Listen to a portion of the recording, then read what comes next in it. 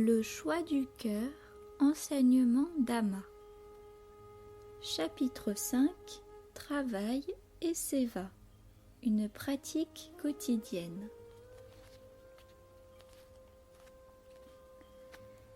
Il existe une pratique spirituelle à la portée de tous. Qu'on vive dans le monde, dans un monastère ou dans un ashram, et c'est la seule à laquelle on puisse consacrer autant de temps dans une journée, le travail. Vécu dans la concentration, la vigilance et l'amour, accompli dans la louange perpétuelle, tout labeur peut engendrer la joie profonde qui récompense celui qui fait le choix de servir plutôt que de se servir ou d'être servi. Au sommet de cette démarche est le Seva, travail désintéressé avec une orientation spirituelle. Cette activité bénévole, entièrement tournée vers autrui et à la gloire de Dieu. Action désintéressée par excellence. Il est une porte royale vers le divin qui est en nous. Ama. Qu'attends-tu de ceux qui te suivent? Le service désintéressé, l'égalité d'âme, voir le bien même dans les erreurs d'autrui, voilà ce qui plaît à Ama. Mes enfants, si vous aimez Ama, vous devez aimer et servir tous les êtres vivants. Alors seulement l'on peut dire que vous aimez Ama. Ne pensez pas uniquement à votre seul confort. Voyez en toute chose votre principe essentiel. Quoi que l'on puisse vous dire, écoutez attentivement et gardez votre égalité d'âme. Ne répondez que lorsqu'on a fini de vous parler.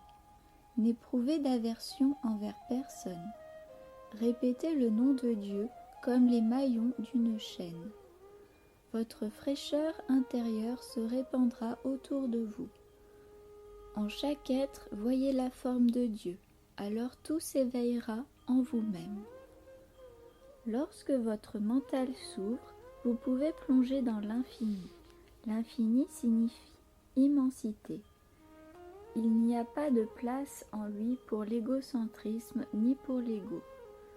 Là, toutes choses sont égales entre elles. Servez les autres sans perdre un seul instant. Aidez ceux qui souffrent. N'attendez rien de quiconque, ni mentalement ni physiquement. Il n'existe pas de Dieu particulier habitant dans le ciel. Le ciel et la terre n'existent que sur terre. La seule chose que l'on doit faire est de voir Dieu en chaque chose. Le gourou ne donne la robe ocre au disciple que lorsque celui-ci a atteint un niveau élevé sur le plan spirituel, c'est-à-dire lorsqu'il ne demande plus rien pour lui-même. On dit que tu retires de tes disciples une vigilance de chaque instant quand ils effectuent leur travail. Pourquoi? Ma fille, lorsque tu fais quelque chose, tu dois y consacrer toute attention. Ne te laisse pas distraire en mâchant quelque chose ou en parlant tout en travaillant. Chante ton mantra en permanence. Sois toujours intérieurement concentré. Après avoir donné un coup de rame, le rameur laisse les rames en suspens et se repose quelques instants. Il reste cependant attentif à la direction que prend le bateau. De la même façon, nous devons faire preuve de vigilance intérieure dans le travail comme dans le repos. Celui qui tout en travaillant pense aux fruits de l'action ne pourra accomplir sa tâche en y consacrant toute son habileté ou tout son talent. Pour obtenir l'entier bénéfice du travail que l'on fait, il faut en oublier le fruit. Si l'on accomplit l'action sincèrement et de tout cœur, elle produira de bons fruits. Par contre, si l'on s'inquiète du fruit de l'action, on ne pourra y consacrer tout l'effort nécessaire et, de plus, on n'obtiendra pas l'effet escompté. La sincérité dans le travail est très importante. Toute action, quelle qu'elle soit, requiert un certain dévouement. Avez-vous déjà assisté à ces danses folkloriques au cours desquelles les danseurs portent sur la tête un vase décoré de fleurs? Ils le maintiendront en équilibre sur la tête malgré toutes leurs acrobaties. Ils suivront le rythme et parfois même se rouleront par terre. Tout en exécutant ces tours, le danseur gardera son mental concentré sur le vase.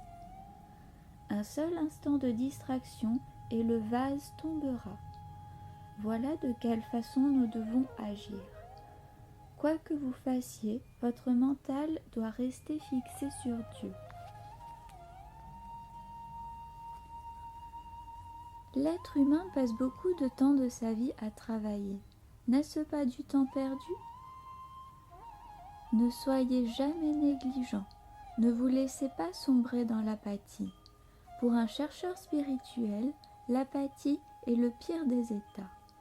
Rien n'éveille l'enthousiasme ni l'intérêt d'un être apathique. La vie l'ennuie.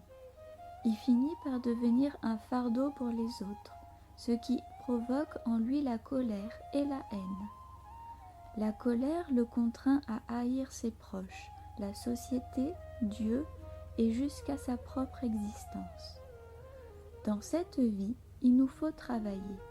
La vie est précieuse. Ne la gaspillez donc pas en agissant mécaniquement sans amour. Nous devrions nous efforcer de mettre de l'amour dans chacun de nos actes.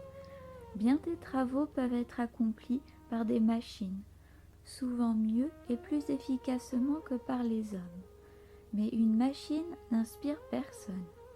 Bien qu'une machine ait un rendement supérieur à celui d'un être humain, la qualité d'amour fait défaut au mécanisme. Lorsque l'amour est absent d'une action, celle-ci devient mécanique. Les gens qui travaillent ainsi mécaniquement, sans amour, deviennent à l'intérieur comme des machines. Ils deviennent moins humains. Les êtres humains peuvent exprimer l'amour et vivre dans l'amour. Ils peuvent même devenir amour. Une machine ne le peut pas. Une machine ne peut être que mécanique. Mes enfants, vous devez accomplir votre travail avec sincérité. Que vous le considériez comme important ou pas, qu'il vous plaise ou non, vous devriez y mettre de l'intérêt et de l'amour.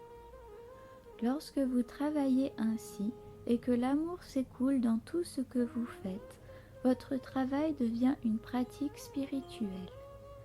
Il devient de moins en moins difficile jusqu'au jour où l'épuisement mental et physique disparaît.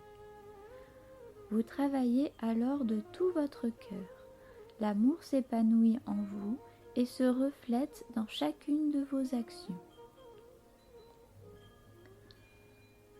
Je ne vois pas trop le rapport entre le travail, l'amour et la spiritualité. Seul l'amour confère à nos actions beauté et charme. Aucun travail n'est insignifiant ni absurde. La somme d'amour, la plupart de votre cœur que vous investissez dans votre travail, lui donne sa beauté et son sens. Si vous pensez que nettoyer les sanitaires est un travail sale, efforcez-vous de ressentir cette tâche comme une occasion de servir ceux qui viennent en visite. Quand vous le pouvez, n'hésitez pas à nettoyer un lieu public négligé sans que personne ne vous y invite. Faites-le simplement par amour du prochain. Une telle action devient un travail magnifique. La pureté de votre attitude confère au travail sa beauté. Un sentiment de joie inconnu se lève en vous lorsque vous l'accomplissez. Essayez. Le cœur est la force secrète, le levier des événements inoubliables, grandioses. L'amour et l'attitude désintéressée sont le fondement de toutes les grandes actions. À l'origine d'une noble cause, vous trouverez toujours quelqu'un ayant renoncé à tout pour lui vouer sa vie. Regardez votre mère en train de cuisiner. Elle le fait avec amour. Regardez un fermier au travail dans les champs. Le fermier peut créer de véritables vagues de beauté dans son travail s'il accomplit avec amour et sincérité. Vous pouvez voir son cœur participer au travail et percevoir le flot d'amour qui s'en écoule. Tandis qu'il vaque à ses travaux, il est heureux et enthousiaste. Il chante ou fredonne une mélodie populaire tout en travaillant inlassablement. Il ne se soucie ni de manger ni de dormir. Il ne se préoccupe pas de ce qui se passe autour de lui. Il est patient et ne s'inquiète pas du temps qu'il lui faudra pour mener à bien son travail. Labourer, semer, irriguer et récolter sont une joie pour lui. Tel est le sens du mot sincérité. La sincérité est la capacité de mettre son cœur dans ce que l'on fait, la capacité d'aimer son travail. Quel que soit l'endroit où vous exercez votre travail, dans la cuisine, dans l'étable ou dans les toilettes, que cela soit votre temple. Faites de votre lieu de travail votre lieu d'adoration, le lieu de votre pratique. Ne maudissez pas votre travail. Soyez heureux, ayez le sentiment d'être béni et accomplissez votre tâche de grand cœur. Tu dis qu'il faut toujours penser à Dieu. Est-ce possible si l'on doit se concentrer sur son travail ? C'est possible, même si le but immédiat est différent. Tout travail, quel qu'il soit, demande de la concentration. Nous pouvons, même dans ce cas, déposer aux pieds du Seigneur nos actes et leurs fruits. Pour nous souvenir de lui, nous pouvons également le prier de la sorte. Ô Seigneur, fais que ces calculs soient justes. Tu es la puissance qui réside derrière ma mémoire. Aide-moi à tout retenir sans erreur. Mon Seigneur, pourquoi cela est-il si long ? Ô Seigneur, aide-moi à en terminer rapidement. De cette façon, même au travail, nous pouvons toujours nous souvenir de Dieu. À la longue, cela devient une habitude et nous pouvons penser à Dieu même en faisant des calculs. Si cela te semble difficile, prie avant de travailler. Ô mon Seigneur bien-aimé, je vais faire ce travail. Donne-moi, je t'en prie, assez de force mentale pour l'accomplir comme un acte d'adoration envers toi. Aide-moi à avoir l'attitude juste dans ce travail. Il est tien et non mien. C'est avec ta puissance et non la mienne que je le fais. Travaille donc du mieux que tu peux en employant toute ta sincérité et toute ta concentration, et sans te préoccuper des fruits. Que ton état d'esprit dans le travail te procure de la joie, et quand il est fini, prie à nouveau. Ô Seigneur, je te remercie pour ta grâce et pour ton aide. Maintenant, je dépose à tes pieds et l'action et ses fruits. Cette attitude deviendra spontanée si tu prends l'habitude de pratiquer ainsi tous les jours.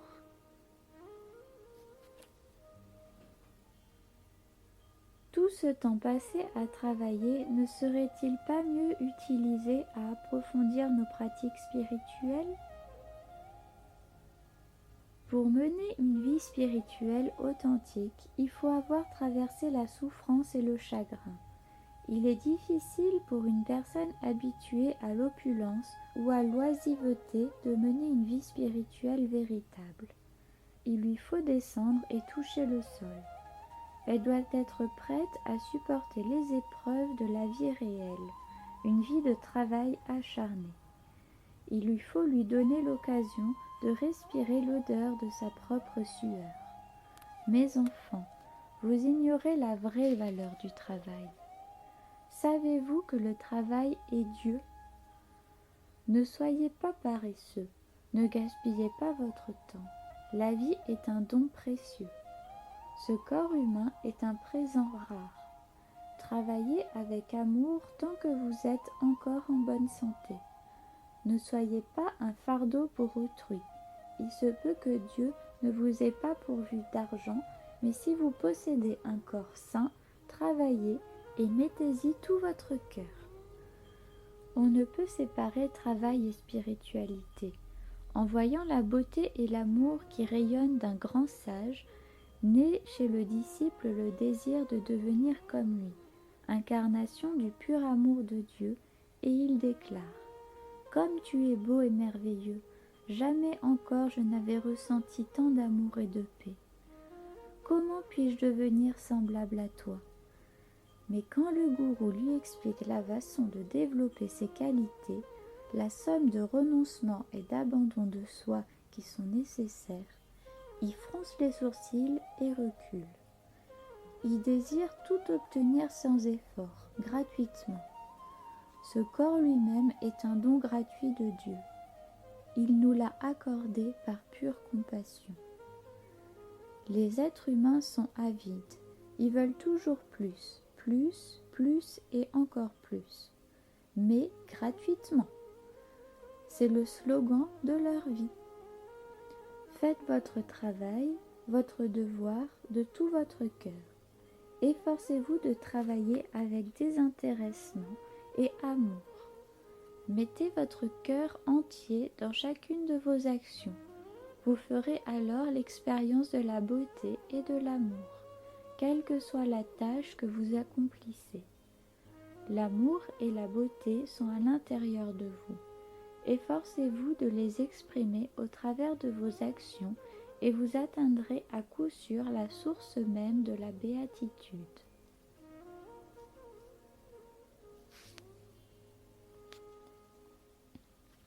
N'atteignons-nous pas le même résultat si nous mettons tout notre cœur dans l'action sans que celle-ci soit forcément désintéressée ?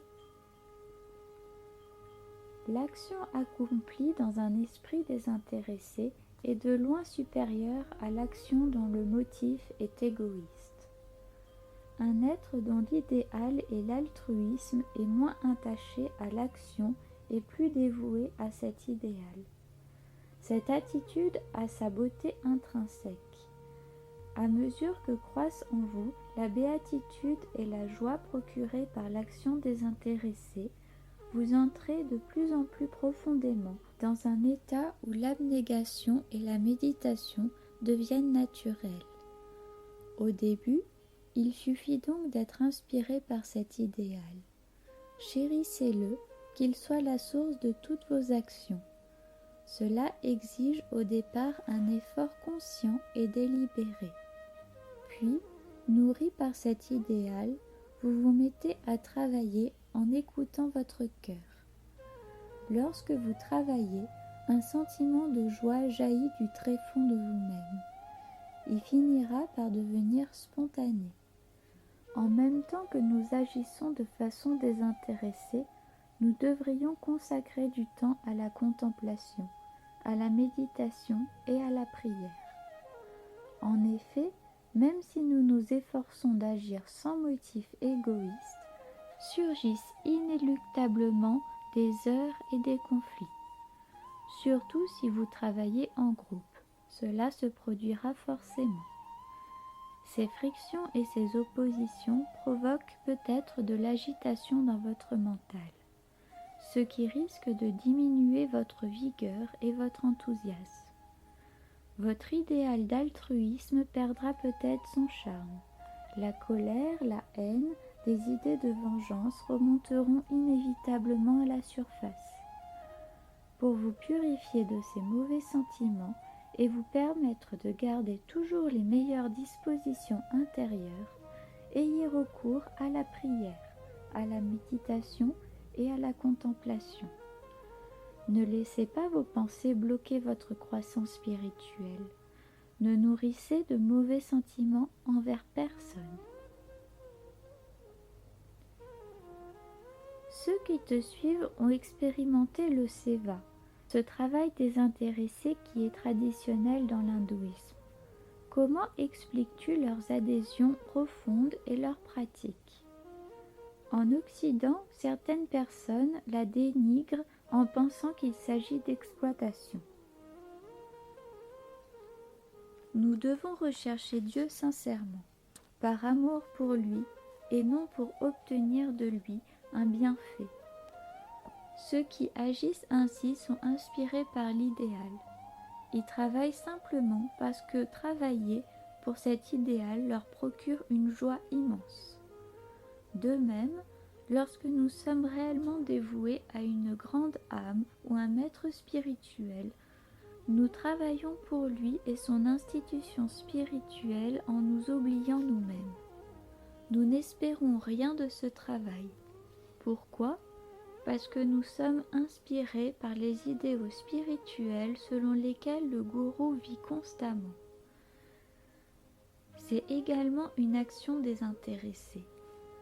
Celui qui agit avec désintéressement ne se lamente pas du passé et ne se préoccupe pas non plus du futur. Très détendu, il travaille avec concentration, amour et dévotion. Son mental n'est pas partagé, mais est concentré en un seul point. De cet état de concentration, il puise une grande qualité d'énergie. Seules de telles personnes peuvent élever et transformer la société dans son ensemble. Souvenez-vous que, lorsque nous vénérons une grande âme, ce n'est pas son corps que nous vénérons ou adorons, mais les principes supérieurs qui se manifestent à travers lui. Il est lui-même une incarnation de ces idéaux. C'est cela que nous adorons. Le corps n'est que secondaire. Encore une fois, rappelez-vous qu'Ama ne parle pas des gens qui travaillent pour le succès d'un culte particulier, d'une foi, d'une classe, d'une secte, d'une communauté ou d'une nation. Leur vision est encore limitée comparée à l'idéal le plus haut. Les travailleurs authentiques sont au-delà. Ils ne sont pas touchés par de telles limitations et sont parfaitement désintéressés. Ils travaillent simplement par amour pour tous. Tu parles de désintéressement, mais ceux qui pratiquent le seva en reçoivent pourtant les fruits. C'est vrai, bien que vous ne touchiez aucun salaire en monnaie sonnante et trébuchante, Dieu vous paie sous la forme de sa grâce. Mais pour en profiter, il faut se souvenir de lui tout en travaillant. Il est avare et ne donne rien aux paresseux. Il est très égoïste et ne pensera pas à qui ne pense pas à lui. Vous devez lui être agréable, le louer et l'adorer. Il aime beaucoup les louanges. Il ne se réveillera pas si vous ne le louez pas. Mais les louanges qu'il goûte ne sont pas les louanges ordinaires. Elles n'ont rien à voir avec les compliments que vous pouvez échanger avec autrui. Lorsque vous faites l'éloge de quelqu'un, vous désirez en être aimé. Votre ego est donc impliqué. Et lorsque quelqu'un fait votre éloge, votre ego se gonfle. Lorsque votre ego se manifeste, vous vous éloignez de Dieu. La distance entre vous et lui augmente. Mais en chantant sa gloire, vous vous rapprochez de lui, de votre propre soi. En louant Dieu, vous devenez innocent et pur, car en le glorifiant, vous glorifiez en vérité non une autre personne, mais votre soi réel. Il n'y a aucune autre personne que l'on puisse glorifier. Dieu n'accepte ni le rejet ni vos louanges, car il n'y a personne pour les accepter ou les rejeter. Dans cet état, au-delà des noms et des formes, seul le soi absolu existe. La forme et les louanges ne sont que pour votre propre bénéfice, car en chantant ou en psalmodiant la gloire de Dieu, vous glorifiez le soi, votre propre nature réelle. Pour oublier le sens de l'action et transcender l'attitude, je fais le travail et je veux en obtenir le fruit. il faut élever son mental jusqu'à ce principe suprême. Ne parlez pas en travaillant. Au lieu de parler, chantez le nom divin. Glorifier et louer le Seigneur est le processus par lequel vous vous éveillerez à votre dimension divine.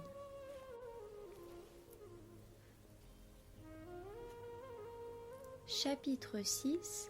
La conscience suprême. Quittez l'ignorance et vous vivrez. Que de temps perdu en controverses stériles. Celle opposant les tenants de l'inexistence de Dieu à ceux de sa toute-puissance en est un exemple très actuel. L'époque se voudrait sceptique alors qu'elle n'est qu'ignorante.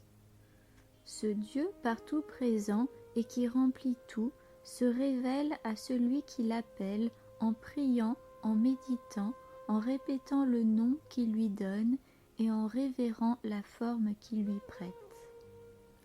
Lui, le sans nom et le sans forme, se manifeste à tous ceux qui l'adorent pour ce qu'il est, la formule cachée de la vie. N'est-il pas étonnant qu'autant de gens aujourd'hui affirment ne pas croire en Dieu ? Dire qu'il n'y a pas de Dieu revient à dire « je n'ai pas de langue », tout en se servant de sa langue. Est-il possible à une personne qui n'a pas de langue de dire « je n'ai pas de langue » ? De même, lorsque nous disons « il n'y a pas de Dieu », nous reconnaissons que Dieu est. Si nous disons d'un objet précis qu'il n'est pas, c'est que nécessairement nous en avons eu auparavant une connaissance générale. Comment pouvons-nous prouver l'inexistence de quelque chose qui nous est inconnu ? La vérité est une. C'est cela Dieu. La réalisation de Dieu est le but de notre vie.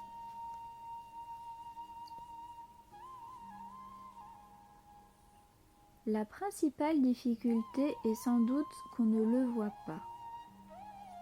Les petits-enfants pensent-ils que leur père n'avait pas de père parce qu'ils n'ont jamais vu leur grand-père ? Mon fils, as-tu gardé le souvenir de celle qui t'a mis au monde ? Quand tu es devenu grand, on t'a dit « c'est ta mère ». Tu l'as cru sans avoir pourtant vu celle qui te donnait la vie. Les sceptiques s'expriment beaucoup dans le monde. Cela est bon s'il s'agit d'un véritable rationalisme. Mais qu'en est-il si les sceptiques sont des gens qui croient aveuglément ? Ils disent que Dieu n'existe pas, mais l'ont-ils d'abord réellement cherché ? L'expérience est au-delà du raisonnement. En tout domaine, il y a des spécialistes. Leurs paroles sont un moyen sûr de connaissance. Le domaine spirituel compte également des personnes d'expérience. Leurs paroles sont la plus authentique source de connaissance en la matière. Ils ont vu Dieu et ont aussi indiqué différents chemins pour parvenir à le voir. Seul celui qui a goûté une chose peut dire si elle est savoureuse ou insipide. Quelle importance cela a-t-il si quelqu'un émet une opinion sur Dieu sans l'avoir cherché ni avoir de lui une connaissance juste ? Si quelqu'un rejette la physique sans avoir jamais étudié cette science, quelle est la valeur de son opinion ? Quel profit peut-on retirer de ce prétendu scepticisme ? Certains disent que la vision de Dieu est la conséquence d'une névrose. Cela indique que, selon eux, tous les grands saints et sages du passé, ainsi que leurs disciples, étaient tous des névrosés. Quelle affirmation insensée! Amma est certaine que ceux qui réfléchissent un peu ne proféreront pas de tels non-sens, et ceux qui ont un peu de bon sens ne croiront pas non plus ce qu'ils racontent. De la même façon, quel sens y a-t-il à dire qu'on ne croit qu'en ce qu'on voit ? Les sages d'autrefois ont dit qu'il y a dans l'espace non pas un seul soleil et une seule lune, mais une multitude. La science moderne l'a prouvé, mais nous ne pouvons pas les voir.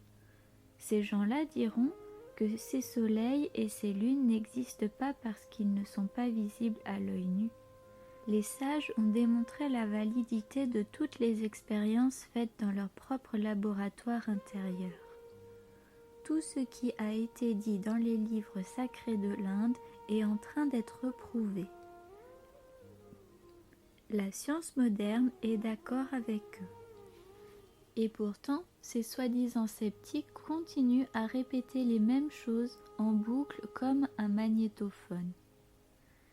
Il y a un pouvoir au-delà des mots, un pouvoir inexprimable, et cela est Dieu. Nous disons tous qu'il est en nous, mais il ne suffit pas de le dire, il faut le connaître à travers l'expérience intuitive. N'existe-t-il pas cependant un moyen de voir Dieu ? Mon enfant, à travers le rayon de soleil qui passe par un petit trou dans un mur, nous pouvons percevoir une multitude de particules de poussière. Sans ce ray de lumière, nous ne voyons rien. Notre mental est sombre, il n'y a rien en lui de lumineux, mais qu'il se purifie et nous pouvons voir Dieu. Ne disons pas, parce que nous avons cherché avec nos yeux extérieurs, je ne vois pas Dieu, donc je ne crois pas en Dieu. N'est-ce pas faire beaucoup de bruit pour rien que de dire je ne crois qu'en ce que je vois ? Si tu cherches, tu seras certainement capable de voir. Sans sa grâce, nous ne pouvons le voir, et pour gagner sa grâce, nous devons perdre notre ego. Le puits pourrait dire « Tout le monde puise mon eau pour boire, comment ferait-il sans moi pour cuire leurs aliments ?» Le puits ignore qu'il a été creusé par quelqu'un et que quelqu'un d'autre a fabriqué les briques qui lui donnent sa beauté. Nous sommes dans la même situation. Nous devenons égoïstes à force de penser « Je suis le plus grand de tout ». Mais sans la puissance de Dieu, nous ne pourrions même pas bouger un petit doigt. Malgré toute sa force, un cyclone ne peut rien contre un brin d'herbe. Les grands arbres sont en revanche déracinés. Toute la grâce nous sera donnée si nous adoptons l'attitude du serviteur, une attitude d'humilité. Plus rien, dès lors, ne pourra nous ébranler. Dieu ne peut coexister avec l'ego.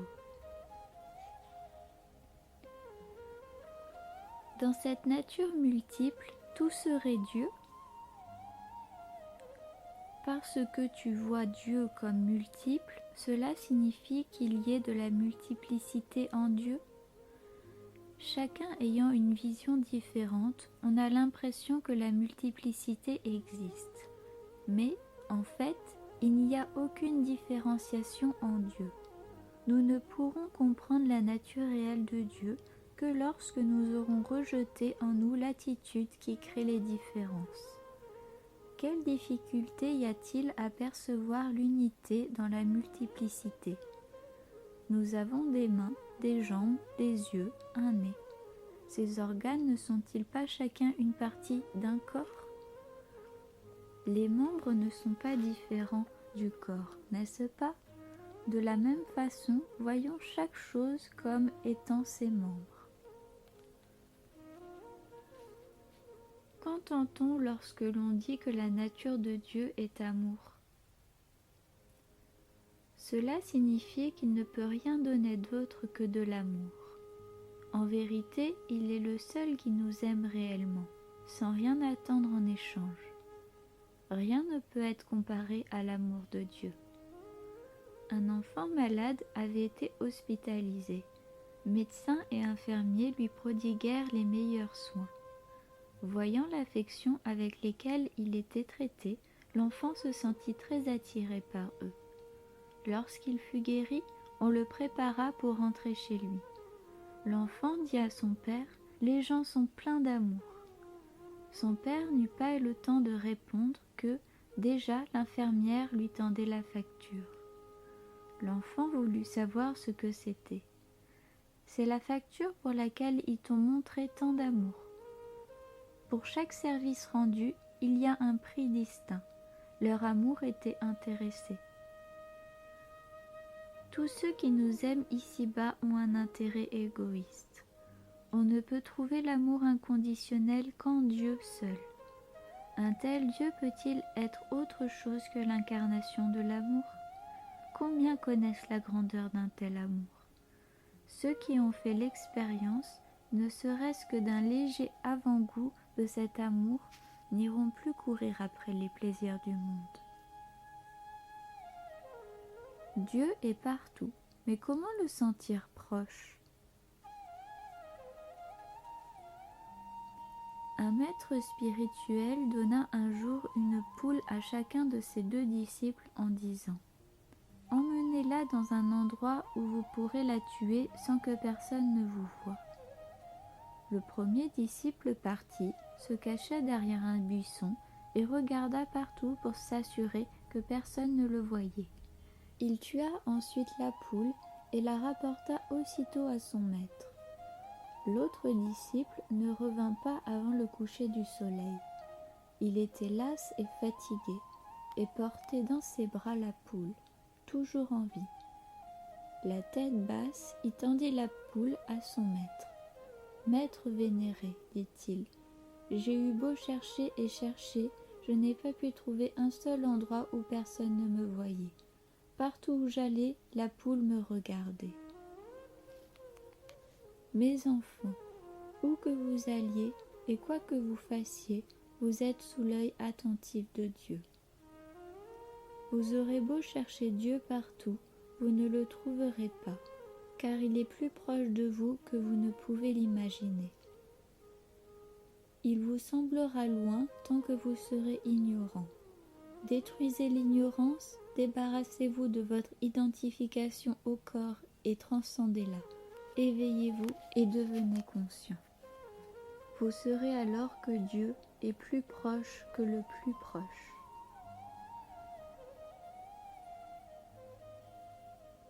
Concrètement, que puis-je faire, Amma, dans ma vie quotidienne pour expérimenter cette vérité ? Il faut pratiquer une discipline spirituelle afin de nous délivrer de nos conditionnements. Nous ne sommes pas le corps, la vérité est en nous. Voilà ce que nous devons savoir. Tant que nous cherchons à l'extérieur, nous ne pourrons trouver cela.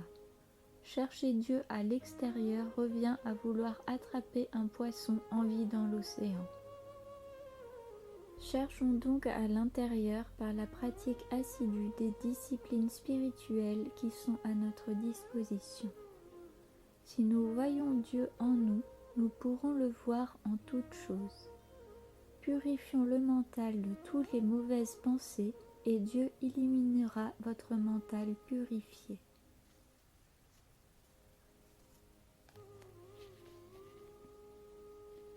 Comment connaître la vérité tout en vivant dans le monde de la multiplicité ? On ne peut connaître Dieu et le monde qu'en voyant le monde comme étant Dieu. Imaginons qu'au milieu d'une foule de corbeaux se trouve une grue blanche. De loin, nous ne voyons qu'une masse noire. Si nous nous approchons, nous pouvons distinguer les corbeaux. Nous nous approchons encore et nous remarquons la grue. Toute notre attention sera alors concentrée sur elle. Tant que nous en resterons éloignés, la conscience pure sera hors de notre portée. La vérité est une. C'est en nous-mêmes qu'il faut la chercher. Seule la vérité est éternelle. Le reste ne fait que passer. En vérité, Dieu seul est l'essence du monde, mais il faut avoir l'œil pour le voir. Tout ce que l'on voit n'est pas la vérité. Les Écritures disent que Dieu seul est vérité. Comment alors doit-on vivre en ce monde ? En menant une vie détachée, ne t'attache ni à l'action ni à ses fruits. Accomplis-la comme un sacrifice. Alors toutes tes actions seront belles et fructueuses pour autrui.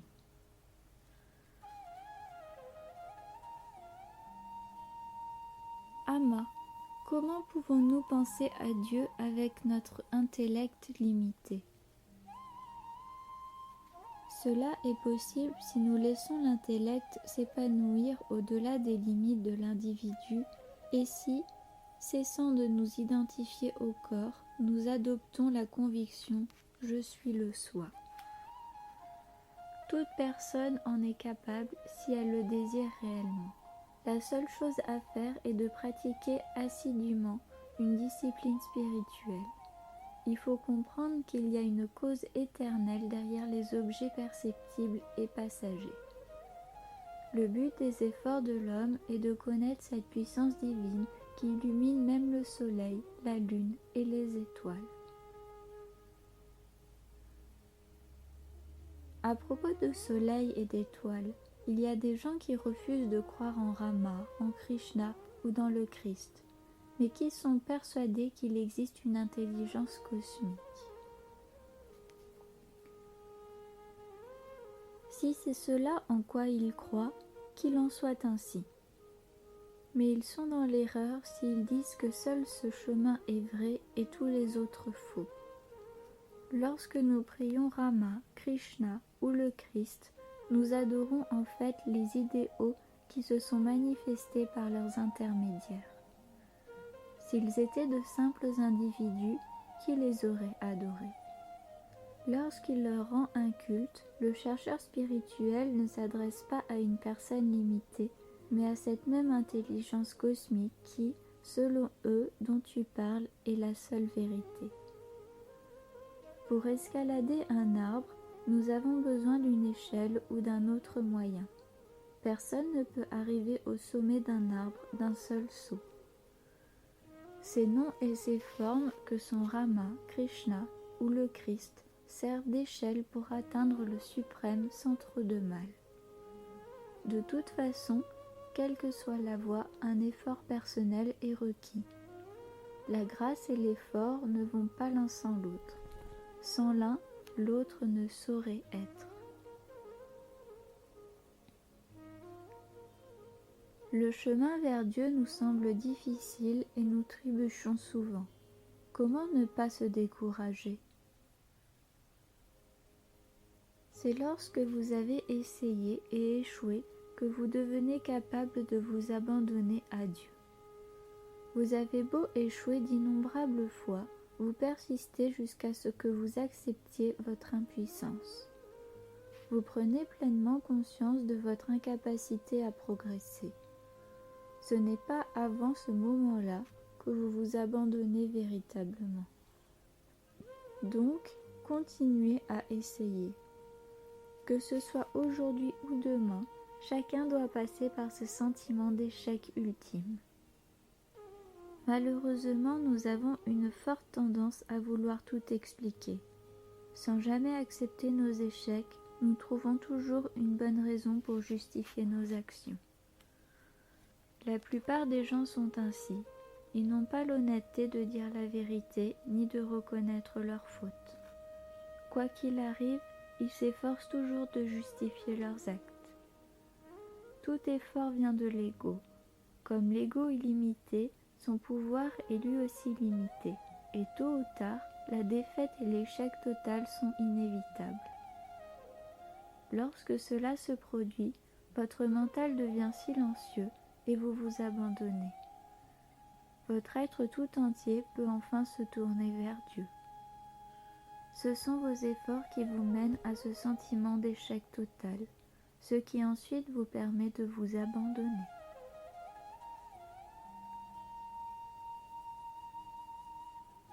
Que de conflits, hier comme aujourd'hui, sont engendrés au nom des dieux. Que peux-tu dire à ce sujet? Les dieux, il n'y a pas plusieurs dieux, il n'y a qu'un seul Dieu. Selon les pays, les peuples l'invoquent sous des noms différents. Ce n'est pas pour autant que Dieu est plusieurs. Quant au conflit, nul besoin de Dieu pour cela. Les êtres humains possèdent suffisamment de tendances négatives pour causer des troubles. En réalité, tous les conflits sont le fait de notre ego et des désirs subtils du mental. Ils trouveront toutes sortes de prétextes pour créer des problèmes. La propriété, la richesse, les femmes, la politique, le faux prestige, la compétition pour la supériorité, et ainsi de suite. La nature des êtres humains est de se quereller sans cesse au nom d'une chose ou d'une autre, la plupart du temps pour les raisons les plus stupides et insensées. Mais ceux qui ne croient pas en Dieu trouveront autre chose pour créer des troubles. Le but de la foi en Dieu et de la véritable spiritualité est d'extirper ces conditionnements qui sont les grands responsables de tous ces problèmes. La cause des troubles qui agitent le monde ne réside ni en Dieu ni en notre foi en lui, mais bien plutôt en notre incroyance. Le seul fauteur de troubles, c'est notre ego lui-même. Les véritables croyants, les vrais spirituels sont des amoureux de la paix.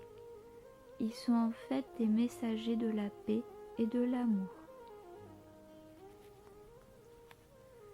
Ni la religion ni la spiritualité ne constituent le problème. Le problème, c'est le mental humain. Les principes fondamentaux de toutes les religions enseignent l'amour, la paix et l'harmonie. Les véritables maîtres spirituels n'ont jamais prêché l'égoïsme et ils n'ont jamais encouragé les gens à se battre. Au cours de l'histoire, il y a eu beaucoup de grandes âmes, mais malgré tous leurs efforts, les problèmes n'ont pas disparu. Est-ce à dire qu'elles ont échoué dans leur mission? Non, ce ne sont pas elles qui ont échoué, mais nous qui n'avons pas réussi à mettre leurs instructions en pratique dans notre vie. Les sages ont révélé la voie. Il nous appartient de développer notre discernement afin de suivre le chemin qu'ils nous ont tracé. Celui qui, par arrogance, s'est rendu coupable de toutes sortes d'actes prohibés, peut-il raisonnablement blâmer les grands sages? À notre époque, les gens écoutent plus volontiers le mental que le cœur. Lorsqu'on est centré sur l'ego et sur le mental, on ne songe qu'à l'argent, à la renommée et au pouvoir. On ne se soucie pas des autres. On ne songe qu'à nous-mêmes et à notre situation dans le monde. Les intellects interprètent les textes sacrés à leur propre façon. Les gens croient à leur interprétation déformée, puis ils se battent. Dans toute religion, il existe des intellectuels et des auditeurs crédules.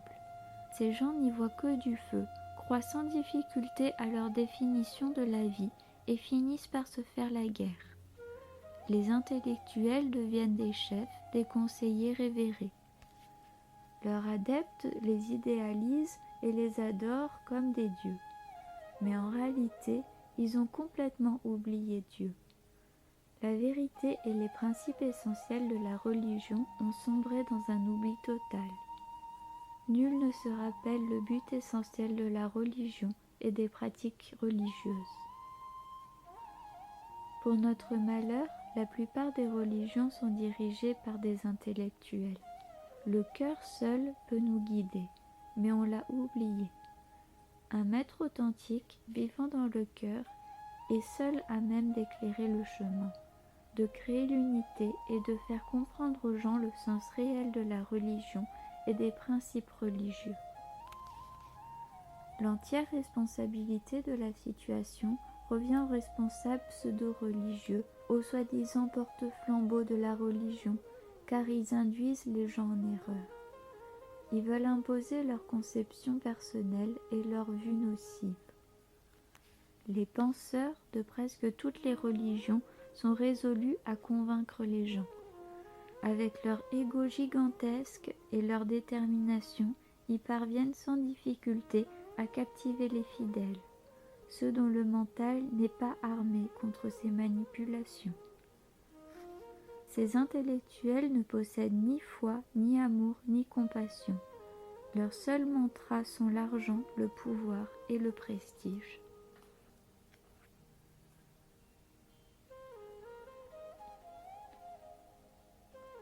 Cela a-t-il encore un sens à notre époque d'aller dans les églises et les temples? Il y a du vent partout, mais celui qui se repose sous un arbre pour se protéger d'une chaleur torride bénéficie d'une agréable fraîcheur toute particulière, qui filtre à travers les feuilles de l'arbre. Nous pouvons faire l'expérience d'une paix unique lorsque nous approchons les grandes âmes, et il en va de même lorsque nous allons dans des lieux de prière. En voyant les temples et les images divines, nous nous souvenons de Dieu, n'est-ce pas? Nous allumons des cierges et nous nous recueillons. Ne dites pas que ces rites sont superflus. Il est bon que les êtres humains offrent au moins quelques centimes au temple, au nom de Dieu, afin de ne pas dépenser toute leur richesse à manger et à excréter comme des animaux. Combien d'argent gaspillons-nous en choses futiles? Nous pouvons dans les temples et les églises laisser un peu de notre égoïsme en offrant nos attachements au nom d'un principe plus élevé. En même temps, ce que Dieu préfère, c'est l'adoration mentale. Nous obtenons davantage de concentration en pratiquant l'adoration mentale que dans la forme extérieure d'adoration. Le temple extérieur est pour ceux qui n'ont pas encore perçu la présence constante de Dieu dans leur propre cœur. Pour celui qui a réalisé cette vérité, la présence divine emplit tout, l'intérieur comme l'extérieur. Chaque lieu, chaque centimètre carré de l'univers devient alors un temple. En vérité, notre propre cœur est le temple, mais nous n'en avons pas encore pris conscience. C'est pourquoi nous avons besoin d'un temple extérieur, pour nous souvenir du temple intérieur. Il est important de pratiquer la dévotion en connaissant et en comprenant les principes de base de la spiritualité. Le dévot devrait se comporter en sachant que Dieu est omniprésent, omniscient et omnipotent. Tout ce que nous voyons est Dieu. Nous devrions aimer Dieu pour l'amour de Dieu, pour la seule dévotion, aimer Dieu de façon désintéressée. Nous devrions avoir une dévotion pure, dédiée à l'amour seul, sans la moindre trace de désir pour les objets du monde. Celui qui aime vraiment Dieu l'adorera, voyant sa présence en toutes choses et servant autrui comme l'une de ses formes. Tel est le chemin de la dévotion. Ne voir Dieu que sous une forme particulière sans comprendre la nature réelle de la divinité, cela n'est pas la véritable dévotion. Si Dieu ne réside qu'en une forme ou un lieu particulier, étant ainsi limité, il n'est plus Dieu. Beaucoup de ceux qui s'adonnent au culte dans un temple ont ce genre de foi. Ils pensent que Dieu n'est que dans le sanctuaire du temple. Une telle foi est dangereuse et ne peut nous aider à progresser sur le plan spirituel. La nature de Dieu est celle d'un petit enfant. Dieu ne prêtera même pas attention à ceux qui pratiquent d'une façon égoïste, mais il comblera de sa grâce celui qui, bien que ne faisant rien, a le cœur innocent d'un enfant.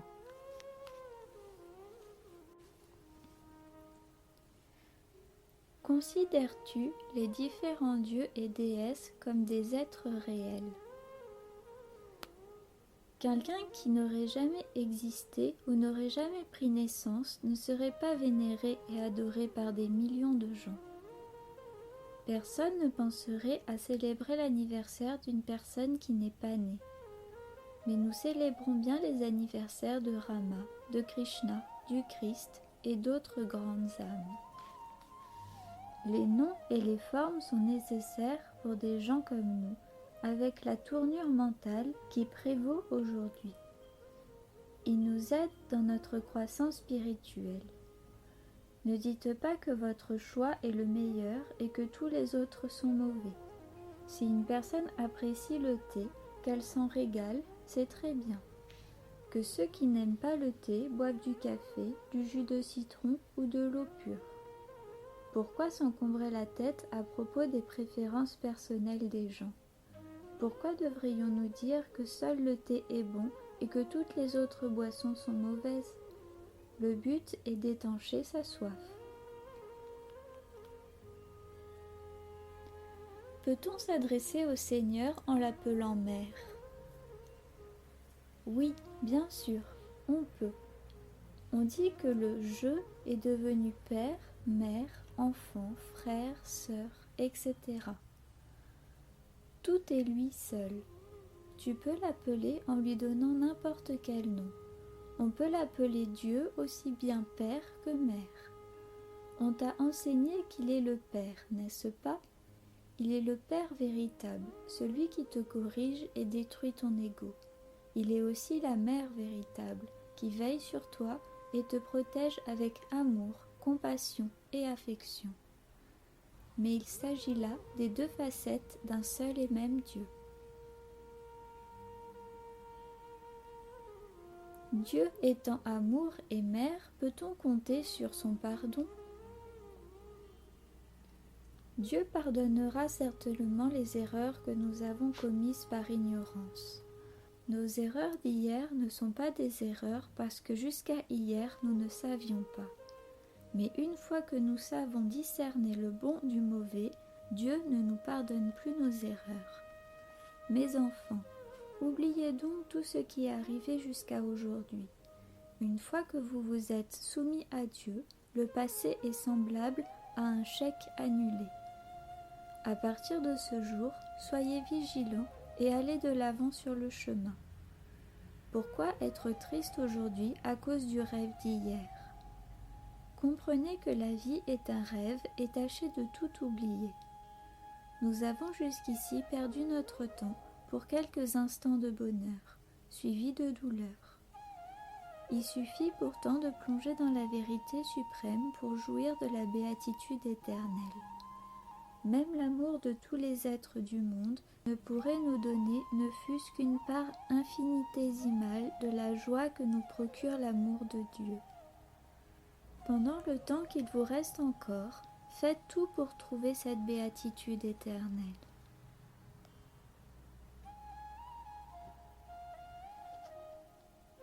Pourquoi notre mental a-t-il toujours besoin d'un soutien, de s'appuyer sur une forme à adorer?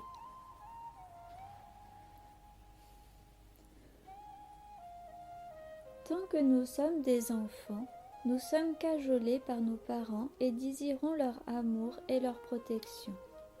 Plus tard, en grandissant, nous aimons fréquenter des camarades de notre âge et jouer avec eux. Ensuite, à l'école, nous avons beaucoup d'autres amis avec qui parler. Au lycée aussi, nous avons nos amis, garçons ou filles, pour épancher notre cœur. Après notre mariage, à nouveau, notre conjoint est là pour partager nos problèmes et nos difficultés. Jusqu'à la mort, nous avons donc toujours, d'une façon ou d'une autre, quelqu'un à qui ouvrir notre cœur. Un tel mental, qui dépend ainsi d'autrui pour se consoler, a besoin d'un nom et d'une forme à adorer. Nous n'adorons pas les corps de Krishna, Rama ou du Christ, mais plutôt les grands idéaux qui se manifestent à travers eux. Méditer sur les formes des dieux peut permettre d'obtenir concentration et pureté du mental. Nous développons les qualités du Dieu sur lequel nous méditons. Les hommes ont l'habitude de voir en chaque divinité une entité distincte. Ils ne perçoivent pas le principe caché en chacune. Amma connaît beaucoup de gens qui sont terrorisés s'ils omettent de prononcer le nom de l'un des multiples dieux qu'ils adorent. Ils pensent que Vishnu se mettra en colère s'ils chantent le nom de Shiva devant un temple vishnouite et vice-versa. Tout cela parce qu'ils n'ont nulle notion du principe qui réside derrière toutes les divinités. Il existe de nombreuses rivières. Chacune porte un nom différent et possède plusieurs bras, mais toutes trouvent leur source dans les montagnes. La diversité de tous ces noms et de toutes ses formes ne sert qu'à nous aider dans notre pratique spirituelle.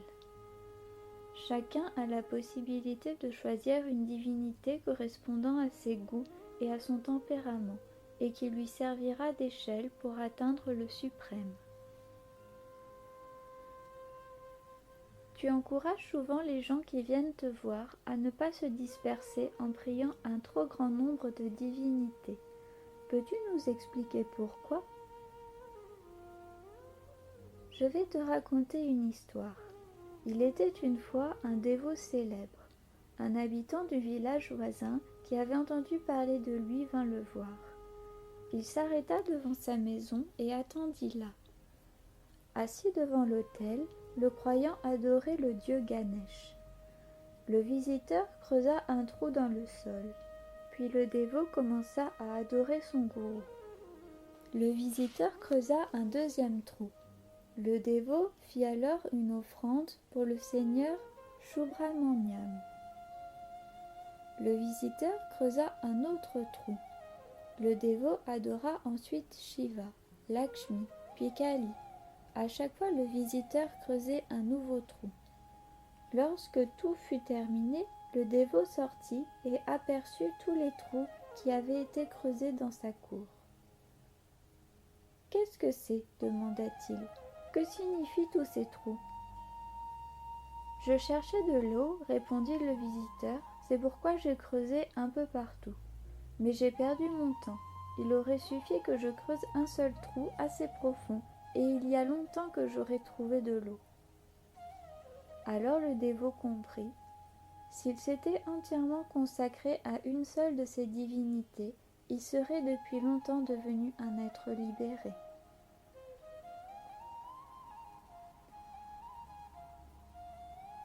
On dit que la conscience absolue et le monde manifesté sont un. Comment cela est-il possible ? Le monde existe dans le tout. Si l'on est conscient de la présence du monde, alors il ne peut y avoir de présence du soi. Lorsqu'il y a présence du soi, il n'y a pas présence du monde. Le beurre est dans le lait et pourtant on ne le voit pas. Lorsque l'on baratte le lait, on obtient une motte de beurre. Si on le chauffe, il fond et change de forme. De même, on ne peut voir la conscience absolue dans la multiplicité. Elle ne peut être trouvée qu'à travers une pratique spirituelle. Une fois chauffé, le beurre perd sa forme, mais au froid, il se solidifie. Il existe la même relation entre Dieu avec forme et Dieu sans forme. Mais tous ces aspects ne peuvent suffire à celui qui est engagé dans le chemin spirituel. À un moment, il devra abandonner la forme pour aller au-delà. C'est pourquoi Amma dit « Il n'y a pas d'arbre qui touche le ciel, il n'y a pas de racine qui touche les enfers. Toutes les formes sont limitées et possèdent certaines qualités bien définies. Nous devons les transcender pour atteindre Dieu qui est, en vérité, sans attribut. Mais nous ne pouvons y arriver qu'en nous accrochant à une forme. »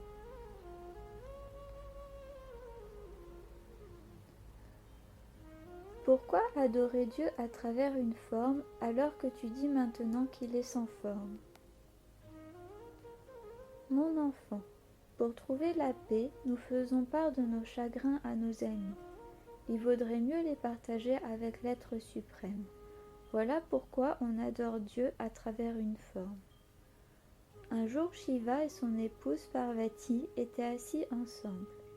Brusquement, Shiva se leva et se mit à courir, mais il revint aussitôt sur ses pas. Parvati lui demanda « Pourquoi reviens-tu si vite ?» Shiva répondit « Un de mes dévots avait pris l'habitude de confier à moi seul toutes ses peines, petites et grandes. Il n'en parlait jamais à autrui. Aujourd'hui, en rentrant chez lui, il a été battu parce qu'on l'a pris pour un voleur. Voyant cela, je me suis précipitée à son secours, mais, en cours de route, je l'ai aperçu qui racontait sa douleur à quelqu'un d'autre. Ils m'ont battu sans raison, tu dois m'aider à me venger, disait-il. Puisqu'il n'avait pas besoin de mon aide, je suis revenu.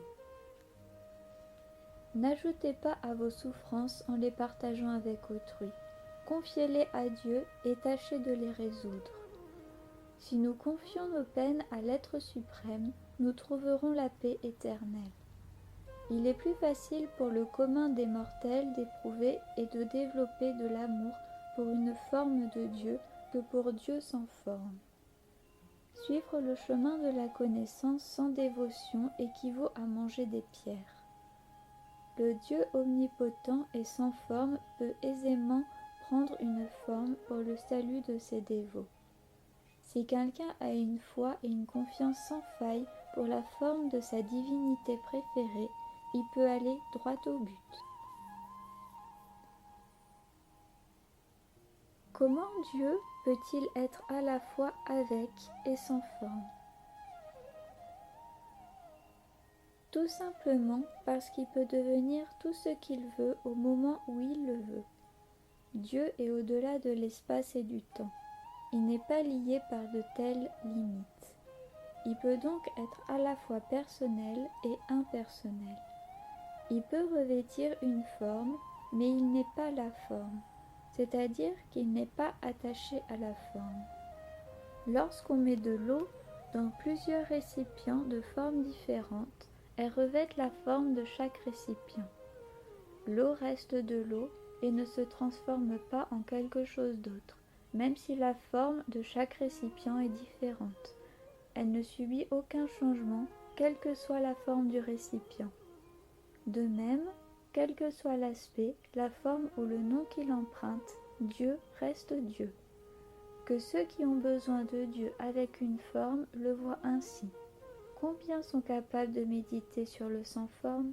Ce n'est pas possible pour tous. Shiva, Vishnu et les autres formes ne sont-ils alors qu'une simple création? Tous les noms et toutes les formes, quelles qu'ils soient, ne sont que des créations du mental pour celui qui a dépassé le mental. Mais ce n'est pas le cas pour quelqu'un qui n'a pas atteint l'état de perfection. Même ceux qui ont atteint la perfection donnent l'exemple en adorant, en cherchant et en récitant les différents noms et en glorifiant les différentes formes de Dieu. Ils sont les seuls à vraiment faire l'expérience du monde comme étant illusoire et sans réalité.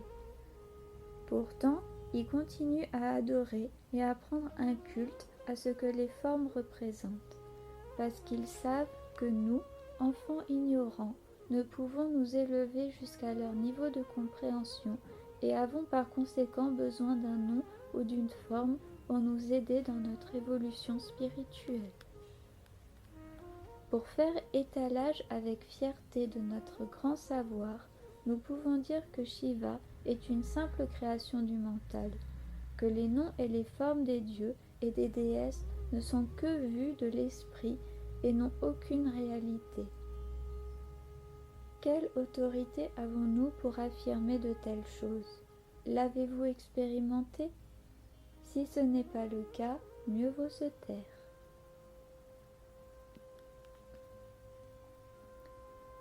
Je n'ai pas de divinité d'élection. J'ai cependant une soif intense de découvrir l'absolu. Ma fille, le nom et la forme sont les marches de l'échelle qui mène au sans forme. Nous qui sommes limités ne pouvons concevoir l'illimité. La forme est nécessaire pour atteindre le sans forme. Pour enlever l'épine qui s'est enfoncée dans notre pied, il faut se servir d'une autre épine. De même, après avoir atteint le but ultime, tu peux, si tu le désires, abandonner les noms et les formes. Mais, même lorsque tu médites sur le soi sans forme, tu as besoin d'une pure intention qui n'est rien d'autre qu'une pensée. Il s'agit donc aussi d'un concept, n'est-ce pas? Même si tu médites sur la forme d'une divinité d'élection, tu ne médites pas sur un objet extérieur, mais seulement sur le soi. Ce que tu dis est tout à fait convaincant, mais je n'y arrive pas bien. Ne pourrais-tu pas me suggérer une autre méthode qui me conviendrait mieux? Amma comprend ta difficulté à méditer sur une forme. Voilà ce que tu peux faire. Chaque fois que tu en as le temps et le goût, va t'asseoir dans la solitude et tente de visualiser chaque chose comme pure lumière. Contemple le vaste ciel et essaie de te fondre dans cet infini. Regarde en toi-même, observe tes pensées et remonte à leur source. Donne les instructions suivantes à ton mental. Ô mon mental, pourquoi éprouves-tu le besoin maladif de ces choses inutiles? Tu crois qu'elles peuvent t'apporter le bonheur, mais il n'en est rien. Elles ne feront qu'épuiser ton énergie et ne t'apporteront rien d'autre qu'agitation et tension sans fin. Ô mon mental, cesse d'errer de la sorte, remonte à ta source et reste en paix. Fais cela, ma fille, et tu trouveras la paix et la tranquillité.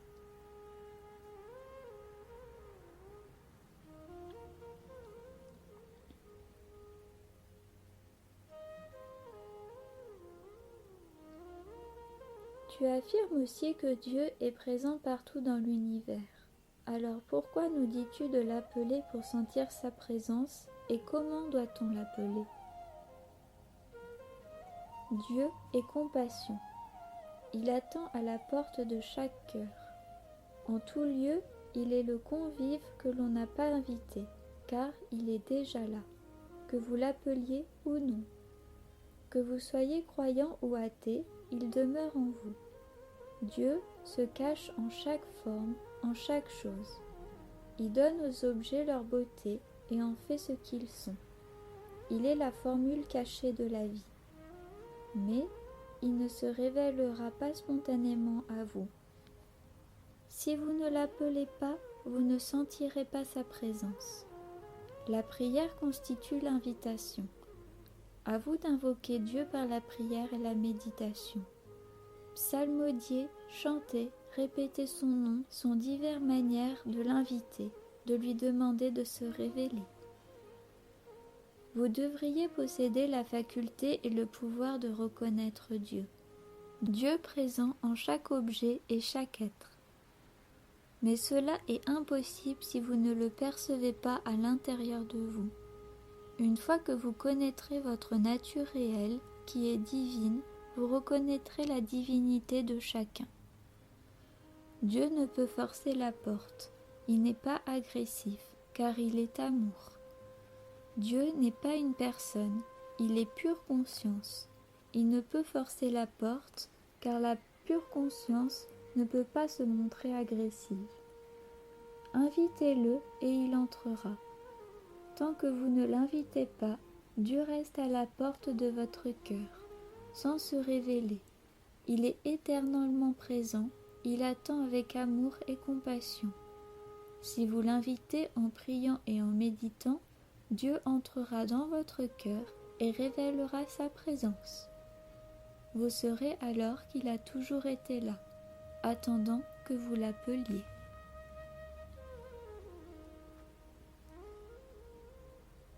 Dieu est de plus en plus absent dans nos sociétés laïques et le monde semble aller vers sa propre destruction.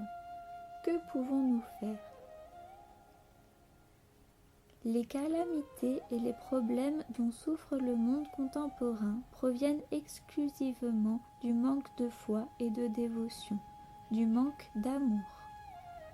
La perte de la foi en une conscience suprême, en Dieu, signifie la destruction de l'harmonie et de la paix au sein de la société.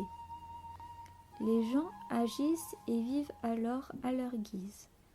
La moralité et le sens éthique s'évanouissent de la surface de la terre.